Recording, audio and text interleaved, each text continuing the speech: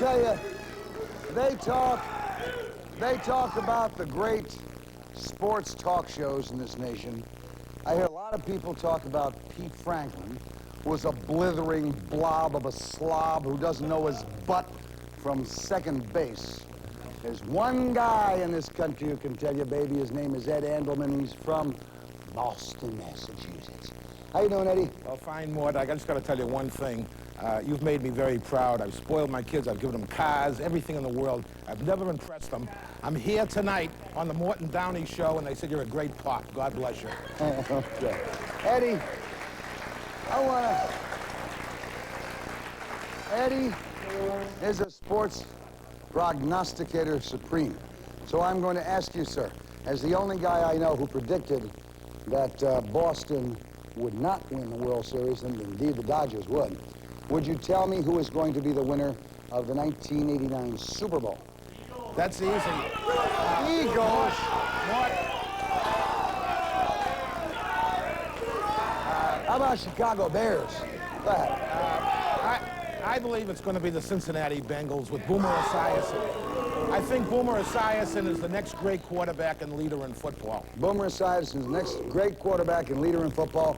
Will he be as good as John Elway, who was never good at all? John Elway is like the Oprah of football. He's like the Mort of football. You understand what I'm saying? He's got natural leadership.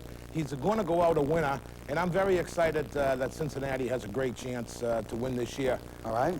How about the 1989 World Series? Who's going to win that one? It's going to be a rematch between the Red Sox and the Mets.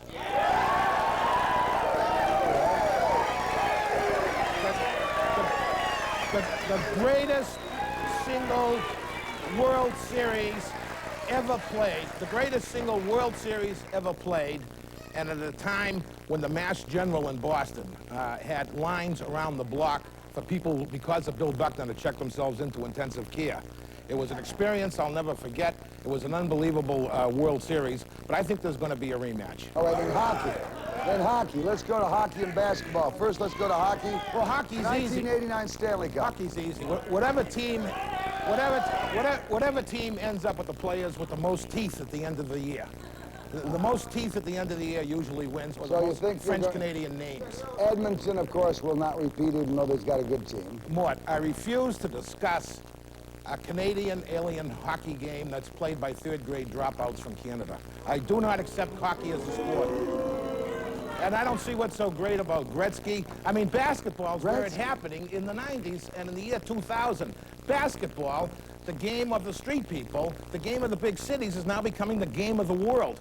Michael Jordan, the most spectacular athlete in the world. Oh, so how about NBA champion? Who are we going to have? The NBA champion this year, I'm almost positive, and I'm upset with my own pick, Mort, but the Detroit Pistons are the finest, deepest team in basketball.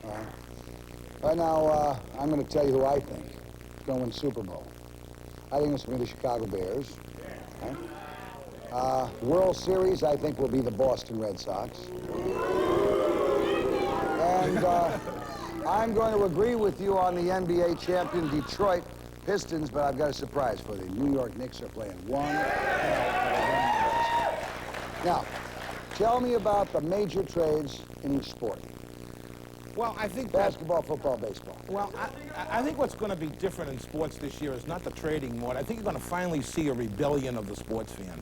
I think the sports fan is sick and tired of the whining athletes, the multi-million-dollar contracts, the owners sniveling their losing money. We've been sick of this for years. $3 hot dogs, people in the booth that can't speak English, ex-jocks, so much over-coverage, overkill in sports. What it really needs, and I'm not saying because I'm here, Mort, it needs a live, vibrant people. You did a Red Sox game this summer for an inning. I mean, everybody in New England was going wild because you called it like it is. If I owned a sports team, Mort, I'd have you negotiate with some of these agents and some of these athletes because you know how to do it, Mort. You tell them to get lost. All right. Please tell me one important prediction, your blimp prediction for '89. I think blimp warfare is going to break out in the United States of America. Goodyear has had this tremendous ride so that we all think that it's an important event. The Goodyear blimp is there. They're mentioned on television. All they do is provide blimps. I'm concerned about the free air. Why doesn't every other corporation, every Japanese corporation come over? The Fuji's now got a blimp. Pretty soon there'll be no blue skies over sporting events. There'll just be blimps in their lousy advertising. Think there's liable to be one of those Black Sunday blimps going into the crowd, Mort, it's killing over ours, 3,000 people, Mort, probably at the Meadowlands. It's bothered me that in every stadium in the country, there are those two-winged planes flying around and saying, don't forget Fred's used car shop. And they circle the stadiums. We've already had one example in Baltimore where a plane actually went in there. Thank God the stadium was empty. But I do think it's petrifying, just the thought of it. I just want to make one more prediction, Mort, that somehow, some way, I think Don King is going to adopt legally Mike Tyson. Because that's the most bizarre situation I've ever seen.